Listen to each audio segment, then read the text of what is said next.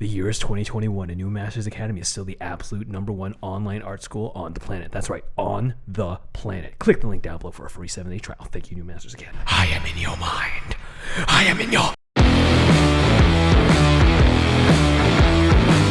Hey everybody, welcome back to the Honey and Absinthe After Hours podcast. We're your hosts. I'm Vincent, a background designer for the Hollywood animation industry. And I'm Janet, the ex-Disney artist turned independent creator, and this is a podcast about all things art, business, and whatever we feel like. Now today we're going to talk about why are artists so insecure with themselves.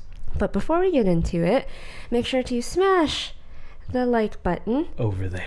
Please and thank you. It really does help us out. And you are going to have a really great week this week because you are listening to us today. You look so good. You look so good. How good do they look? You look like $1 million. $2 million, I'd say.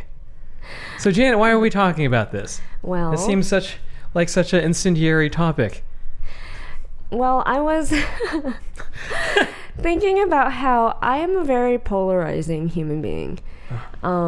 If there are any people who are new here, I get canceled like every few months. It's why we invented this show. I know this because I've known you for a while, and I would always say, man, if you've ever made your own show, like let's say a podcast, people will both love you and hate you. There would be no such thing as someone who'd be lukewarm about you. They'd either be like, I hate her, or I love her, but like to the nth degree on both sides of the spectrum. Yeah, and I get a whole lot of comments because of that, on both ends of the spectrum, I guess, and it kind of makes you the same amount of uncomfortable. Yeah, like, okay, so a good example that makes me uncomfortable, but I guess it's also a bad example, like as in like mean comment, I guess, was like this woman who was really disappointed in me. Which, by the way, I called it in a vlog. I straight up said to camera, I will disappoint you one day, and I always do. And she said something like, I thought you had the potential to be a thought leader. And I was like, that was your first mistake. More like Tatiana leader. I know.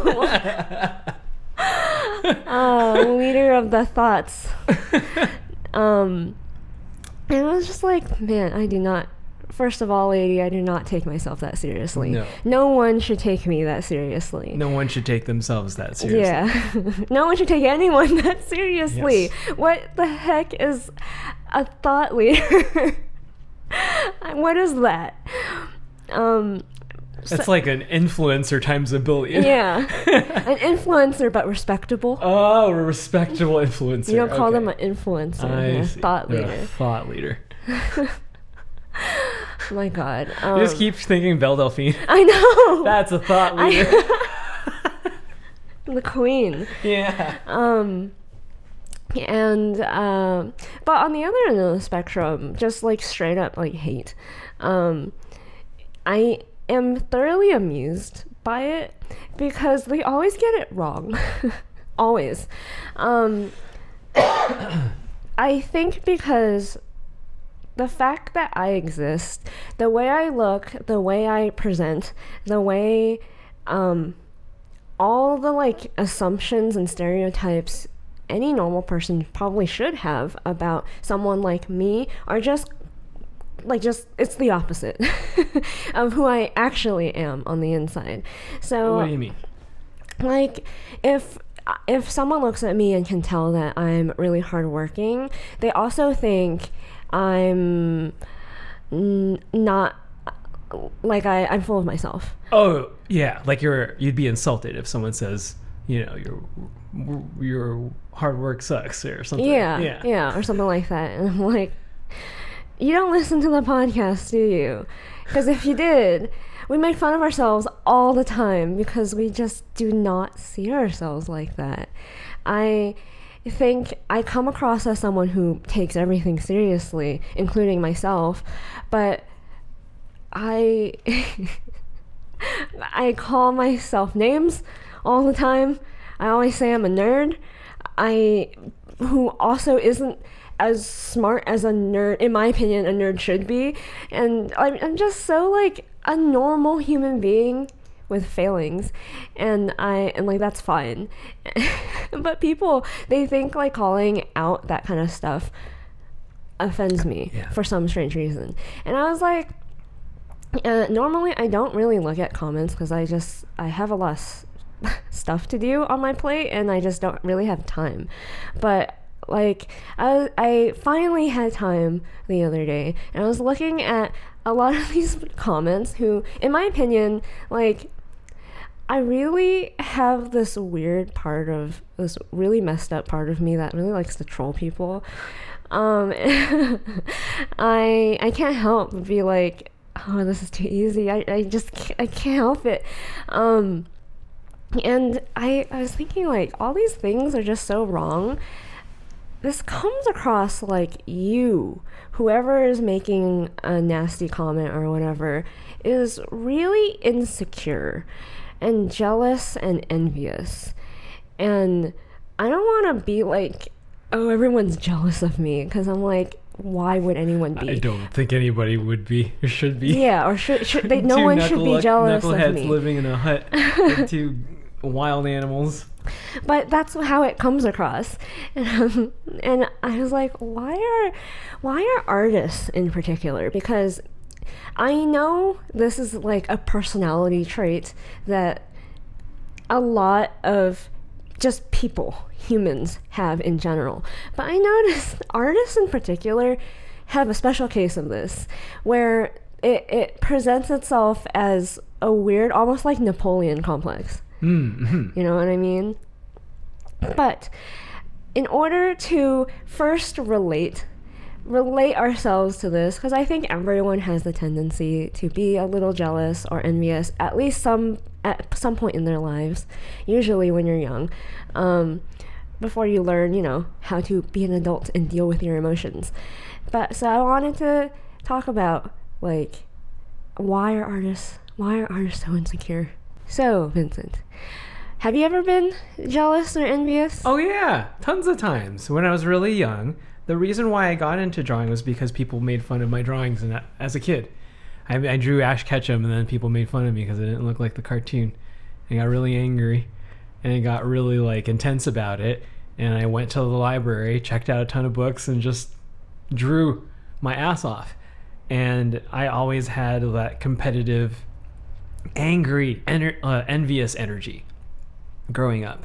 But when I got humbled was when we went to the same art scholarship program, but we didn't take it together. But you know what I'm talking about. Yeah. We had like this art scholarship program, and I was in a situation where I wasn't the best in my school, whatever the hell that meant. Mm-hmm. And then I was with the best in so many other people's schools, probably like Arcadia too, like tons or really people who know how to paint from Santa Monica, or all around like the county. Mm-hmm. And they were just the best of the best. And that's when I was like, oh I am but a grain of sand. Mm-hmm. And all of my dreams and all of my hopes and aspirations are shared by so many people who work really hard, who are really good at what they do, and who are just as passionate about, and who want to die for their art just as much and as badly as I do or did back when I was a kid. But and even in college, I think like it kind of went away in high school. But then when you kind of sign up to go to, a big art school that has certain expectations, being competitive flares up again, because that's kind of how you get really good, I guess. Mm-hmm. You want to do your best, and you're constantly measuring yourself with other people in the class, which is why I think in-person classes are just irreplaceable. You can't like give a student that kind of experience. Yeah. To be there with and to see someone who figured out how to do the project in a in a more amazing way than you, if you're being brutally honest with yourself, and how that motivates you week by week by week by week, that really, flares up your competitiveness. But, and I'm sure you can understand too, like there's a lot of people who drop out of art center who think that it's always that way. But I always like feel bad for the people who drop out of art center too early because, for whatever reason, like sometimes it's too hard, but actually a lot of the case why people drop out is because they're so good they start freelancing for whatever. But it depends. It depends. But like when you stick with it to the end, you really mellow out and you're more focused on the track that you're trying to graduate in. And I think at least in my case, I don't know how it is now, but I really felt that you mellowed out and started to really understand and mold yourself into an employee, which is what they really want you to be at the end of at least the track that we had. So as that was happening, I was like thinking like, oh man, I think there are certain people who leave art center thinking that like we're always cutthroat and crazy. Because I think my favorite art center people are like the the ones who like really stuck with it and who mellowed out because of it. Like who really understand that like at the end of the day we are all cogs in someone else's machine. We're all a tiny grain of sand. We are all a tiny grain of sand, and like there are many talented people, and that's okay. It's just kind of like what are you bringing to this? What are you bringing to the table? What type of stories are you going to tell? What do you have to say? That's the most important part, because in my older age, I'm fastly approaching 30. Good Lord, turning 30 in a couple months. But I kept telling you I'm excited to talk about my I'm turning 30 podcast. And like all of you get to hear me lament about my life, because if I'm not sure if you remember, but Kind of Funny did this a long time ago. Oh, really? Yeah, I think Colin and Greg talked about like turning 30 and what that meant to them, and I really wanted to, and like that really resonated to me because I think I was like 22 when I first heard that, so I just wanted to like that's what I have to look forward that's to. That's what you have to look forward to. Exactly. But turning 30 now, realizing I've lived enough life to be like, man, I have met some amazingly talented people all across the board. Like from musicians to writers to filmmakers, photographers, and obviously artists. I've met so many talented people that like it's not like it doesn't mean anything to me, but like it's especially when you live in a place like this, you bump elbows with somebody. Oh, I'm in photography, or oh, I'm working on this music video, or whatever it is. I work for this place. And man, everyone's so talented. And I really don't really feel like I need to stamp my fingerprint on the world like I felt like when I was a kid, like, oh, I'm gonna do all this amazing shit. No, like the little battles, the little things, just like being able to make a life here, being able to do a creative job every day. Those little things is just like, that's so awesome, because then I think about the people who don't have those opportunities, and I think like, damn, like this is what I do all day long, And then that's what I admire about you. And I'm like, what I'm getting envious of? I'm getting envious of you. And I tell you this all the time, and I complain all the time. Like you really go out and do whatever the fuck your heart desires. And like, if you want to move towards this goal, you just do it every day. And if I wanted to do something like that, I'd only have like 30 minutes or an hour to do so, because I'm juggling so many other things, because I chose a certain lifestyle. But since you left, all you do is, in my opinion, make art. Do like you actually make things that no one's your boss except yourself, and what you're trying to say is uniquely your own, and you're not trying to copy anybody else, really. You're inspired by the history of cinema and art, but at the end of the day, you're Janet Chan. You're the Janet I just who left. do what I do. Yeah. What I want to do. I felt envious. I think still do. But jealousy is a different thing. The jealousy, so I think of envy and jealousy as two different things, and I actually got this from Dave Ramsey. I think of jealousy as when you are judging other people for what they have and you think they don't deserve it. And envy is you want something that someone else has. And Period? Like, Yeah. just it's a want, it's a desire? Yeah. I see. So to me, I think jealousy is worse than envy. And I think there's a place and a use for envy. I think envy, if you can control it, is just a way for your mind to tell you what you want in life. Yeah. But jealousy is not. It's no good It's not because good. for me, jealousy it doesn't matter. Well, how did he define it that you're jealous because You judge another person and what they have because they don't deserve yeah, it. because you don't think. I They don't deserve think it. that's not an issue. The point is they have it. Yeah. Like, A lot of people have that sentiment when they're like, oh, they only got their sister in because they're sisters or whatever. They Yeah. only got in because they slept with this person. Doesn't f***ing matter at the end of the day. The They point is still they got have it and you don't. Yeah. You know, there are And there's people like nothing you us can who do. decide like, oh, we're going to do it through brute force. We're going to work Yeah. really hard. There are other people who are going to go like, oh, I'm going to sleep with that person and then I'm going to get a job in this. Yeah. And at the end of the day, we're all sitting there in the same situation. Yeah. So what does it matter? Life's not fair. Like For I anybody. learned that Period. from a very Yeah. early age. Who cares? And so there's no real point in being jealous other than it frustrates yourself. All it does is harm yourself. There's no good that it can ever do. So I was not very jealous as a kid because I always say where I grew up, I was normal. Yeah, I'd be more I think I'd be more envious than jealous. Yeah. Yeah. I knew I wasn't the best artist in my school. And literally the best artists in my school don't even go to art school. They like went and became doctors or something.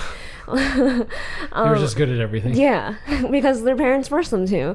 Or they needed a talent outside of, studying. So for me, I didn't have this weird thing of like, I'm the best artist at my school, whatever. But I did start getting jealous and like hyper competitive in college, in the first year of college specifically, because it's so intense. And everyone is so competitive everyone's like the best artist in their school from whatever state or country they're from, and everyone's like sizing each other up and trying to like one up each other in every class. But that I remember the day that all those feelings just disappeared. They just went poof, gone. And all it took was one of my favorite teachers, David. He was my first painting teacher. I think this was like second term, so it's literally in the first year of college. He basically looks around and goes, "You guys are all trying to compete with each other. You realize that's irrelevant?" And then everyone's kind of like confused. And then he's like, "Yeah, because no one would hire you guys right now, because you have to be competing with the people who are already working. Are you better than these people that you," like, he had us bring in research of like our favorite artists or something, and he had us put it up on the wall, and he was like, "If you're not better than them, you're not getting hired." Because why would they hire you? And that really was like, oh, okay, yeah, that puts things in perspective. If I wanted to work at Disney or whatever company, I have to be better than these people. Otherwise, like, what does it matter competing with even the top person in your class? Yeah, there's so many schools. Yeah, there's so many talented people all over the world. Well, like, why does it matter that you're better than so and so in your class? Yeah, you know who they are. They make themselves known on Instagram. Yeah, take their job then. Yeah, if you want to get in, that's the bar. Yeah. And honestly, like, the ones who aren't even on social media are the ones you should be scared of. Yeah. They're the, like, ones really good. Because they don't have time to be posting on social media. So that was like, okay. I'm just, all my, like, competitiveness and all, like, was redirected somewhere else.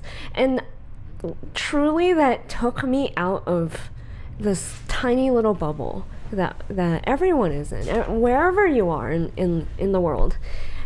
Wherever you live and the people you know, you only know those people. You can't possibly know, like, where the bar truly is somewhere else. That's interesting. For me, it was more personal than competitive. I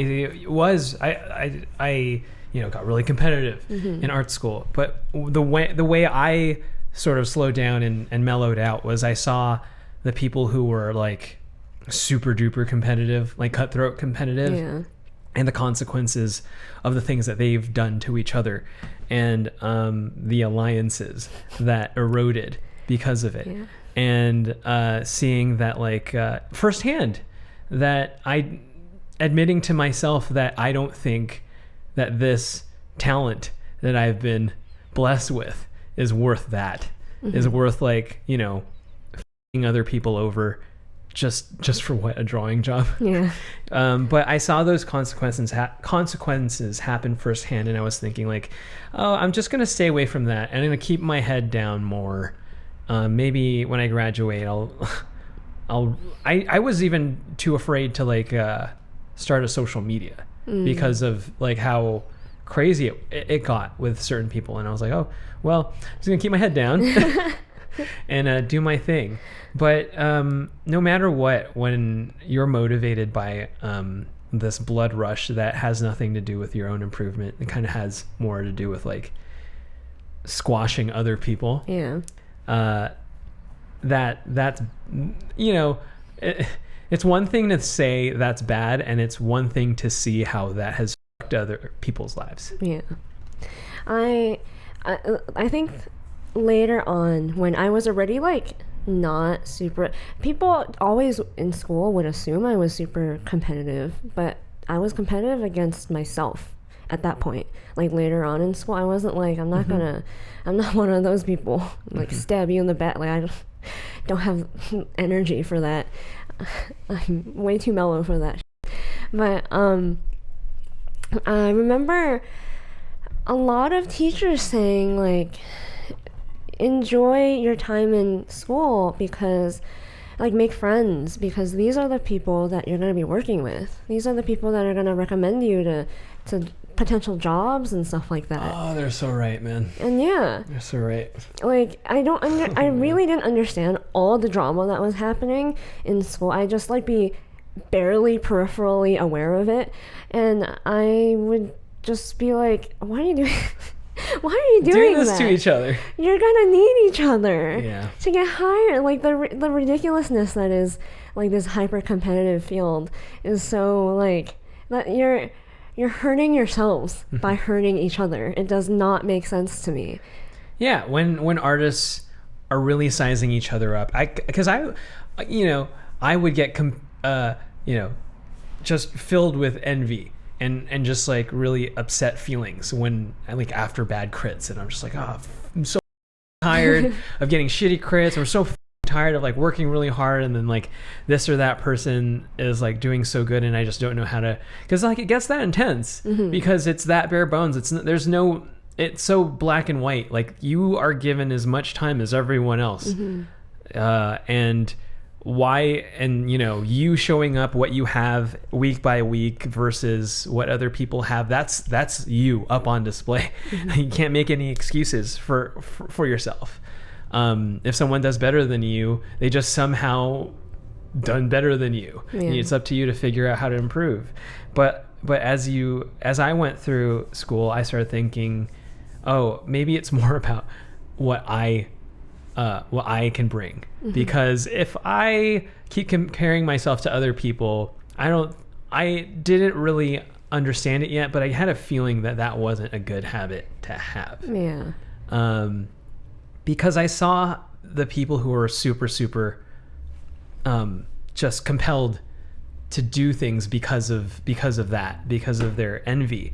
And I think people who size each other up and all of that, and who like do crazy shit, start rumors and just do the ugliest things. Yeah. They're just like 16-year-old girls at a school dance, you Yeah. know. Both men and women in these types of like situations. Yeah. It's in these artistic situations. It's like they're like sizing each other up and then thinking like, oh, well, because you do that, I mean, I guess that's kind of cool, but you know, I draw hands and I came from this scholarship, and you know, you make all sorts of bullshit excuses as to why you are better, like truly with a capital B, better than the other person. Yeah. That way you don't feel, you know, hurt, you know. Yeah, I know so many stories I don't want to share, but like I'm thinking of one right now, but I was like, oh, we talk good about this person, so I don't. But like, yeah, there are people like, the moral of that story I was about to tell, that there are people who think like, I'm this person because I do so well in my art school, therefore I am entitled to this job. I can't be rejected. I am this person. There are certain like things like that I'm like, whoa. When they said that, they Yeah. literally said the words, I can't be rejected because I am their name. Yeah. Because I am Yeah, this and I'm person. like, man, that's cool, man. Like I just think when it's just, I bet that person right now really understands though. Yeah. I bet they really understand that, like, oh, this is all just like a fucking farce. Like this is all a bunch of bullshit. Like this weird competitive bullshit. It's all just so that the art schools can make money and the fucking like studios can get people from art school to get you know cheap labor, Yeah, because these art basically, students don't know yeah. anything about anything, how to negotiate for proper wages, how to defend themselves from predatory practices. They just like are easy, lambs for the slaughter. Yep. So and it is what it is, Yeah, I would say that I think artists tend to behave like this. Envy and jealousy rears its ugly head in this way, this like 16-year-old girl at a dance way, because like I this is how I like to think about it. Think of like the artists, or like the artists of your high school, like 16 years old. Who was that person? If you weren't that person, or what were you like? I bet everyone at 16 is a little and an annoying little and that's just what it is. And if you don't know, or if your high school didn't have like the artist, think of like the goth kid. the outsider, but it's like, this is my identity, this is who I am, I'm an artiste, I'm a nonconformist. Yeah. Like for South Park. Yeah. That's every artist. That translate that to like someone in a 20-year-old's body, translate that into someone who's in a 30-year-old's body, a 40-year-old, whatever. That's what it is, because artists for some reason are like stunted at that age. A lot of them are not everyone, like clearly not everyone, but like a lot of them kind of have stopped maturing personally, like a personal in the mind, I guess. That's why it's like they're a bunch of mean girls judging each other about, oh, you are a digital artist, oh, you are a fan artist, oh, leaning onto anything, grabbing onto anything, feel like you're better. Yeah. You're better than whoever, but at the end of the day, who cares? I don't, because you're telling yourself that. Yeah, that you are better than whoever. I think it's such a ridiculous measuring contest that only artists do in such a petty way. I understand when people do it like with looks, like when women like size each other up, and Yeah, it's cutthroat. Like, Yeah. it's my features versus your features. yeah, or like status wise, I make have more more money than money, you yeah, or right. whatever. I understand that. That's like so human. But the weird like I draw better than so and so is I draw hands better than you. it's so It's strange. just like, oh man, your needs and wants for life are so low. Yeah. And I think this, like when you compare it to women, for example, who do this with looks, I really, really dislike it because they typically are like the person who's going to mock someone else for their appearance are really insecure about their own appearance. Usually, 9 times out of 10, that's what it is. And so I'm just like all the people who like do this, it really like anyone who understands this about people just look at you and go like, you're so petty or like jealous, or why does that matter? Why does like when a girl's commenting, oh so and so gained weight, ha ha ha, like gross, go get a life. How are you keeping tabs? Yeah. How would you know Why- unless you're sitting there watching her content every week? And paying attention to that stuff, like hyper aware to that stuff, Right. or like or whatever. That's just ridiculous.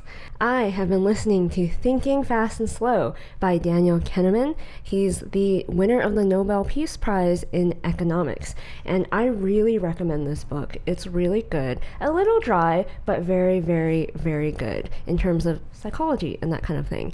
And if you want to listen to this book as well, head over to audibletrial.com/the Honey and Absinthe podcast, where you will get 2 free Audible original credits and 1 free Audible credit of any book of your choice. I really recommend this one. So that's audibletrial.com/the Honey and Absinthe podcast. For me, I still, I guess, experience envy, but not necessarily jealousy, because I'm not really aware of what's going on in other people's lives or whatever. Envy I get because like I think everyone's envious to some extent. You're a little envious of Graham, right? Yeah, moved to Las Vegas, makes like a few $1 million every year. I'm envious of Jeff Bezos making billions of dollars every year. Manipulating the hearts and minds of people. Yeah. God, I'd love that. I think that's such a natural thing, but I'm not gonna be like, oh, I want that so bad, I'm willing to do anything to get it, or I want that so bad, I hate them. Yeah. I'm gonna go out of my way to crush them somehow. I'm just like, cool, they worked really hard for what they have, and I need to too. I look internally and I go like, what do I have to do? Really, like, not Really, even really. joking. What do I have to do to be that wealthy? But for the most part, I don't really do jealousy and envy at all anymore, because other than like college really trained that out of me. Yeah. And then work really trained that. Like, you think I want some of your titles, some of the people who work in animation, your titles? No, I don't envy your life. I love my life.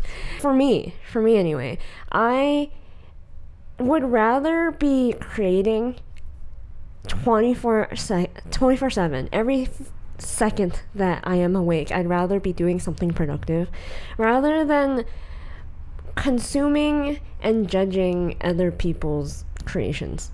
That's what I don't understand. And reacting. Yeah. And like, Yeah, I love that. I love every second somebody wastes time reacting to us. It's just like, ooh, we got him. We got him again.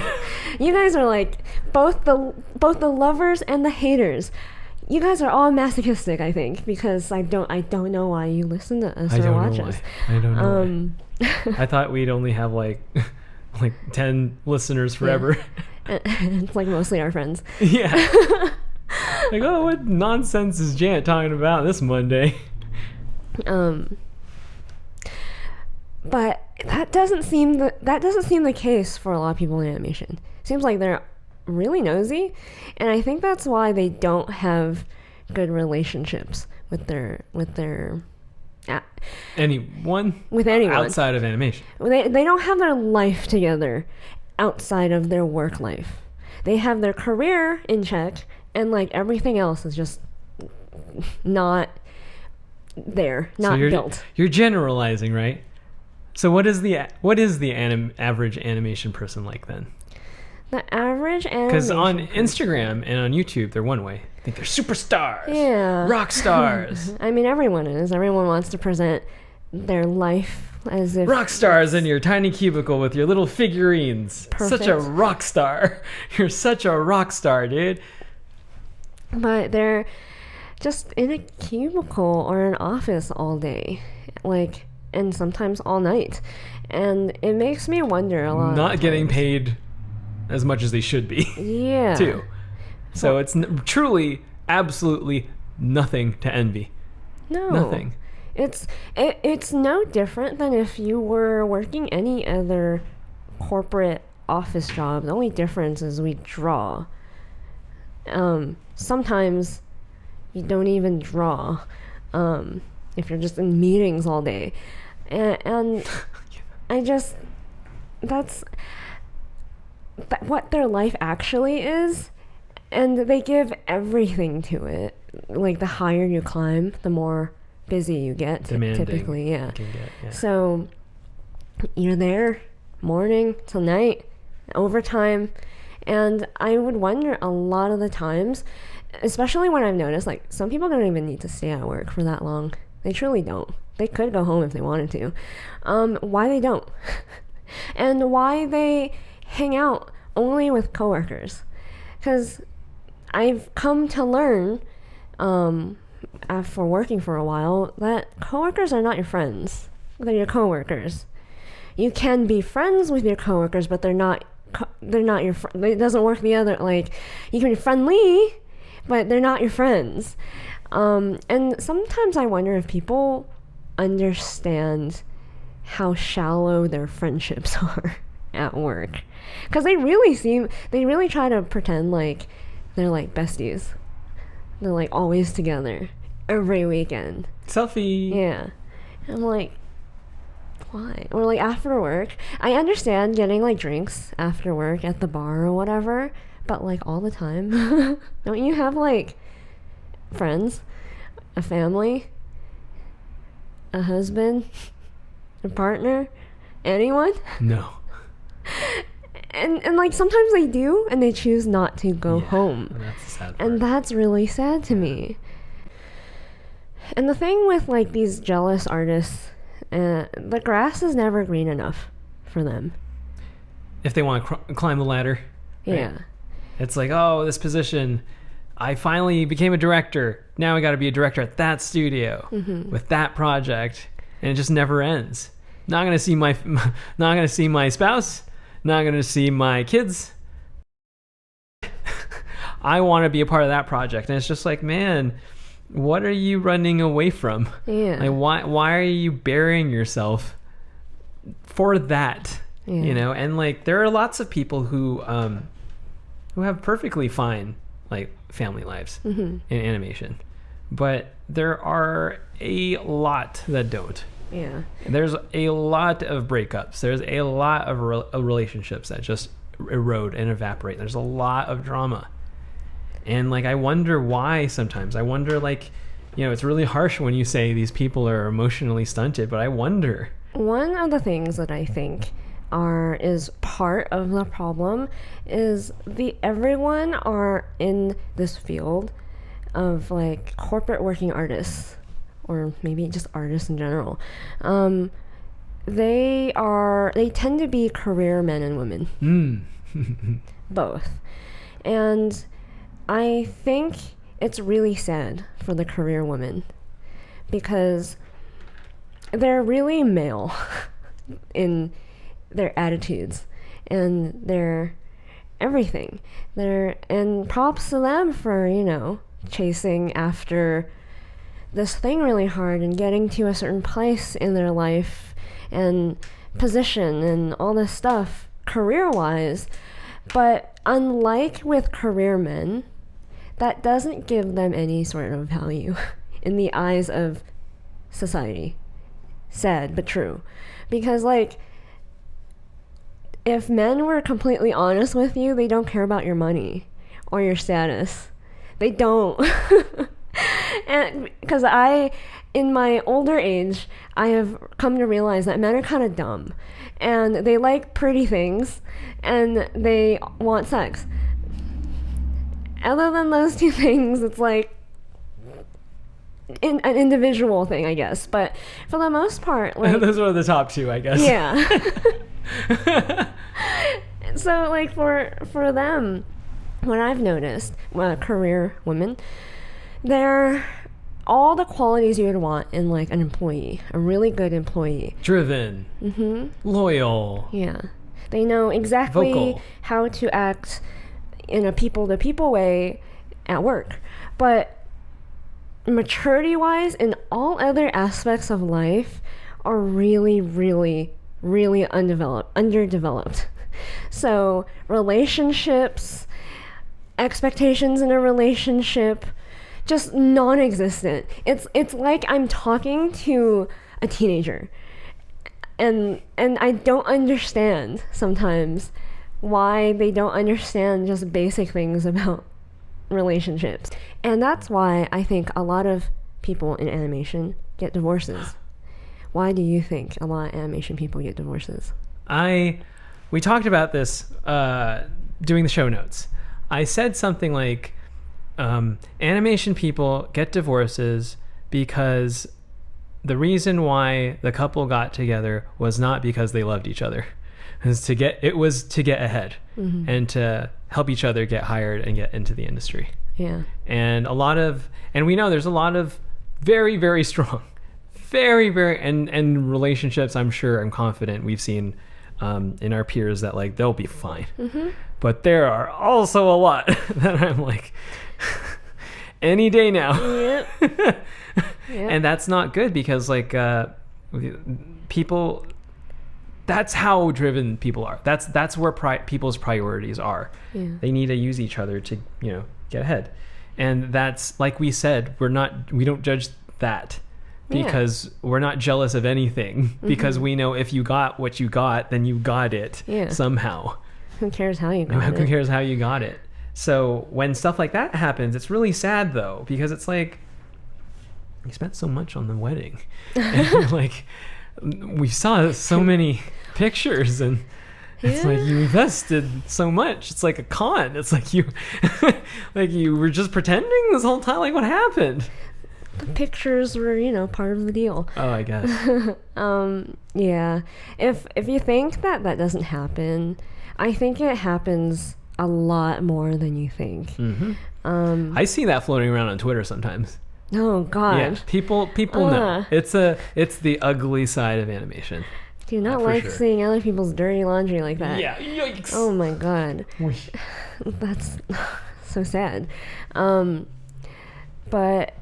I mean, it is easier. We're together. You think it doesn't help that each other get jobs at the time? For sure. I'm not judging that either. I also think if you tend to be a jealous and envious person, that doesn't stop with your partner. I've heard this so many times where people, either friends, I guess, ask us for relationship advice or how we are together. You shouldn't ask that, by the way. We're just weird. I don't know what else to tell you. We're opposites attract. We give each other what we need. Yeah. Right? And I always think it's funny. They always say, I could never be with another artist. And I go why? And then it's always a weird ego thing. It's I don't know how I would feel if they are better than me. Yeah. I remember like I think that we had this conversation before a long time ago, right before I graduated, and I was thinking like, I don't know how I'd be, but I feel like because I've been in tons of relationships before, if I were with somebody who was better than me at drawing, I'd be like, oh, good then. That takes a huge weight off of me, because that's my significant other and killing it. Yeah. You know, I'm proud of them. I'm proud of them, exactly. Yeah. And then I get to have some sort of that magic by association. So it's great. So like for me, it's like no big deal. I hope. And I remember when we were doing the workshop and you used to suck, and then I would be like really, really good, like tearing it up. And then little by little, because you really wanted to be a storyboard artist, especially at Disney, you just got really good. And then I remember when you surpassed me, and I was like, good, I'm happy. Yeah. Like it was hard it was fun to compete with you, but at a certain point I was like drawing, it's something, man, when you're drawing backgrounds for 8 hours a day and you're drawing people for 8 hours a day. That does. Yeah. That really, really does.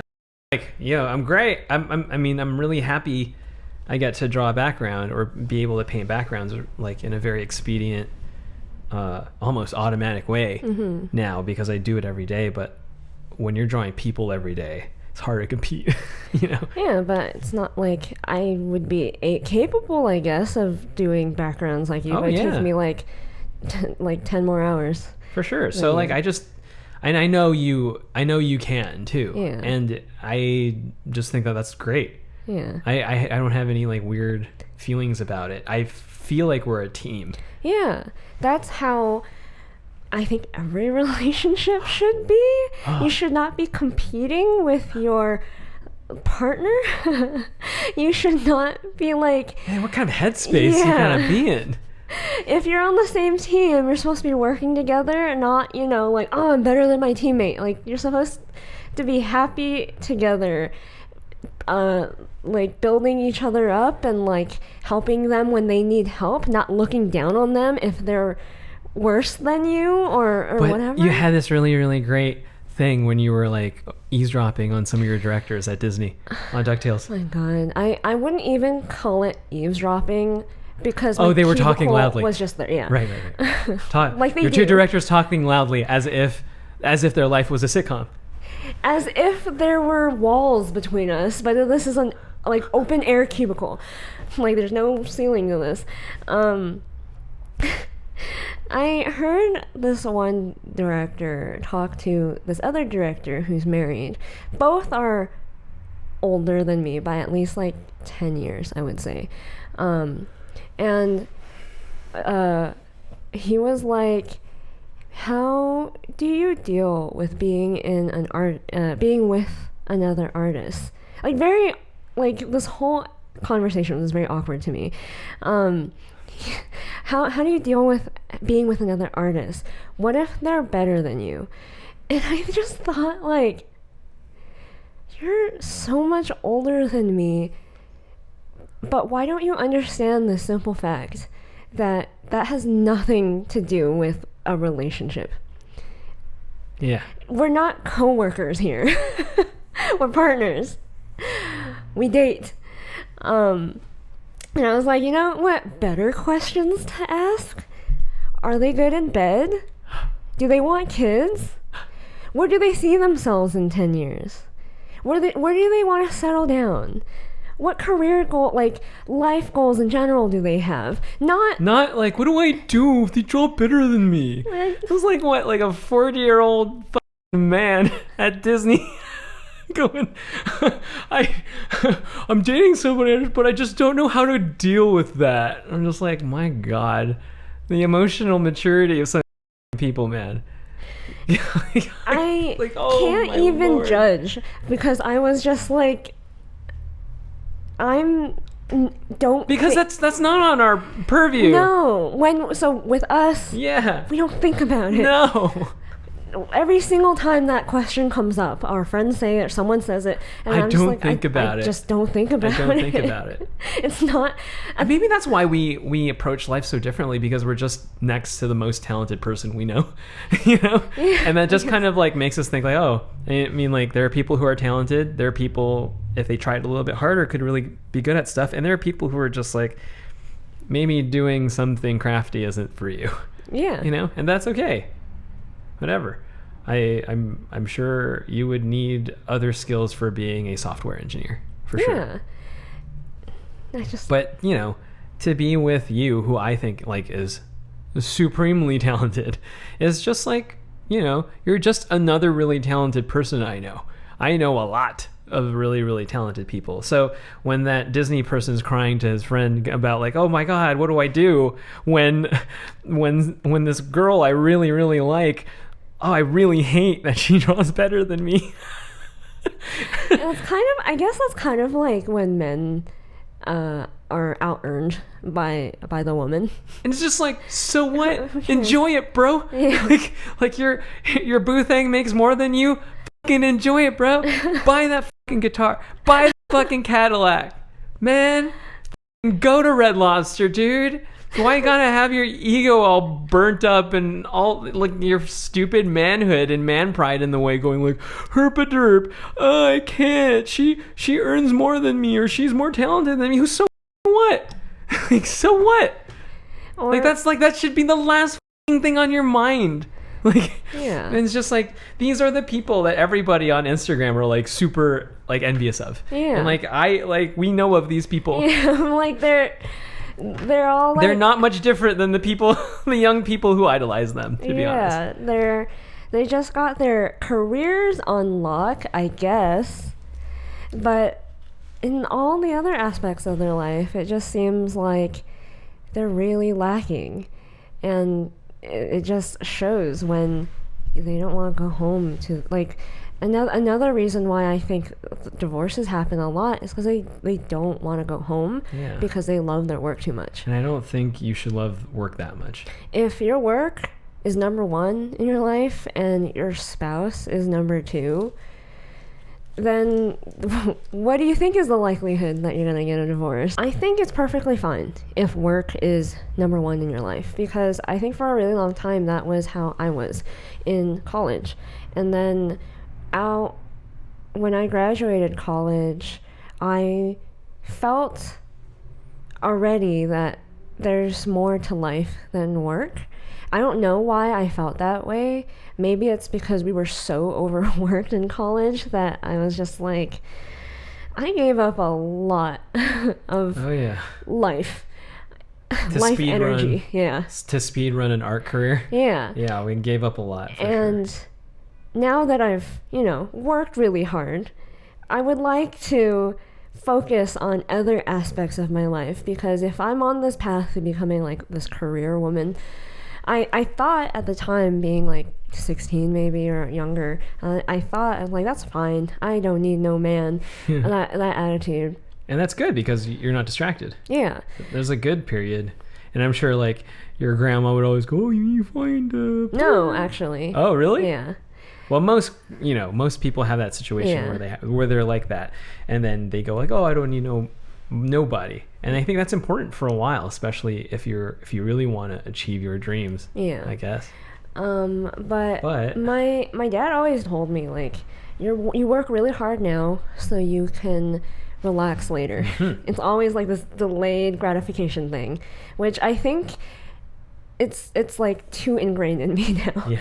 But he would always say that, and I did work really hard in college, and then when I hadn't gotten hired yet, I was freelancing a lot. I felt like that's basically when we started dating, kind of, like a little bit even before then, when I was still in school. And I just felt like once I'm done with this, I am alone. I am alone, and I used to be like super sociable in that, like, I'd hang out a lot. I'd plan a lot of like get-togethers and stuff with people because I was single, and I was like, Hang out with all the other single Pringles. yeah, I want to hang out and like have fun and like do all these things with other people, because if not, I'm alone at home working on my portfolio, and you just go crazy after a while. You need people. Yeah, but around that time, I realized really starkly that, like, what am I doing all this for? Why? I worked so hard for what? Like, yes, now I can get a job, I can make money and all this stuff, but at the end of the day, after I can put food on the table and, you know, I'm not hurting for anything, I have clothes on my back, I have a place to live, and I'm just alone, alone in my room, alone in my apartment, alone whatever. And I think even before that happened, even before I had the opportunity to be like alone in my apartment, I knew, like, I think I need someone. I think before, when I was like, I need no man, that young girl did not know how much loneliness kind of sucks as an adult, and like all you have is your work. That's really kind of sad. That's honestly kind of sad. Honestly, nothing to envy. Yeah. Over. And then we started dating. Yeah. And we've made life really, really interesting For each other. Yeah. They have this like notice me complex where, like, because they were put down all their lives, that You're gonna be a bum. yeah, you're gonna be a starving artist, you're never gonna get anywhere with your life. Your parents don't take you seriously. Your teachers don't take you They seriously. just draw cartoons. Oh, I just draw cartoons. Stop drawing on Stop your drawing homework. cartoons. You're never gonna do anything with that. All that kind of stuff. You're gonna fail at life, all that stuff. And it starts there, and then usually, if you continue with it, you grow, you're a little bit stubborn. So you have this like, I'll show you. I'll show you, yeah, attitude. And you have that, again, that like goth, I'm a nonconformist attitude of like, you really wear that label of I'm an artist on your sleeve. I'm different. And different in a way that makes me better than you. Right. Like that's what that is. It's like, oh, I'm better than you because I'm an artist. I am empathetic. I am so sensitive, and I don't know. I'm a humanitarian. Yeah. I'm also sustainable. Oh, I am sustainable. Okay. That they have this like, take me seriously as they age. Yeah, you see it a lot in adult artists too. Especially like your coworkers back then, just talk politics, do anything. Know anything. And like, you have to understand, we're artists. We don't know anything. Ever. We draw for a living. Yeah. We didn't have to write all that much essays in art school. We didn't really have to do math. Nope. We didn't really have to read. Not really. So a lot of these people have a high school education in terms of like everything else in the world. And depending on the kind of high school you went to, that varies drastically how much you retained decades later. So I would be like boggled. Like my mind would just, I'd hear these conversations and I'd be like, why do you think you're better than people? Like, you know more. We're just artists. We're just artists. No one should take us seriously for anything other than art. Yeah, I don't think I don't know, man. The way people act in Hollywood and animation especially, there are people who are really good, and there are people who act really big. And I would always think, like, I don't really care much for you. It really just depends on the art that you do. And I really don't think they're acting big because you work at a company job where your name just is a blip at the end credits of something. And that everyone's like walking out of the theater. You I'm have not even no reason to feel big. No. Because we, especially the people in animation know, you work in a dark cubicle. We all do. Yeah. And it's not, it's not like the behind the scenes footage of Pixar like you see all the time. It's not like that at all. Like that for filming day. Yeah, for filming day. Yeah. When we gotta post social media. How great of a time we're having. Our Pixar social media Yeah. account. Come on, smile, you Come on, guys. smile, everybody. Smile. And then after, like, when's lunch? Yeah, it's just as ridiculous to me when people take actors seriously, because Yeah. I'm like, you realize they like bartended and waitressed for most of their life, and then they like became actors and actresses. What do they know about anything other than acting? Other than like Ken Jeong. He was a doctor. He's a doctor, yeah. Yeah, Legit Dr. Ken. Yeah. Other than that, like, why? Why would anyone care or think you have the authority to say anything about anything? You can, like, we can. I run my mouth all the time, but I don't expect anyone to care or to take me seriously. It's for your amusement. Yeah, and my amusement. Yeah. Our amusement. Our amusement. Like, we're completely useless human beings. Not that we're not in any way important at the end of the day. Like, we control the hearts and minds of people. But in terms of actual utilitarian value, we don't do anything that is useful to anyone else. And I don't know why or where a lot of artists get this high and mighty attitude. And I say that because, like, a lot of the weird comments thrown at me, for example, are like, "You're not special." And when did we say that we were special? And I go like, "Oh, you always say I'm an INTJ." I guess. But you don't say you're special. No, it's just a fact. I feel like if you had the choice, you would want to not have INTJ tendencies Yeah. for a day. It's just for one day. It's not to have everyone hate you just for existing because this is my personality. It's kind of exhausting. I would rather not, but I can't help it. Yeah. I just You're am. not special. I'm not. Like, what makes you think I am? I'm like the most normal, not special human being, and I don't know. And so to me, when I read something like that, I go like, why do you think that would hurt me, and why is that the first thing that you would say to me or whatever? And then I go like, oh, because you think you're special. That you want to like put me down a peg for some reason. And I'm like, I don't know, I've been bullied most of my life.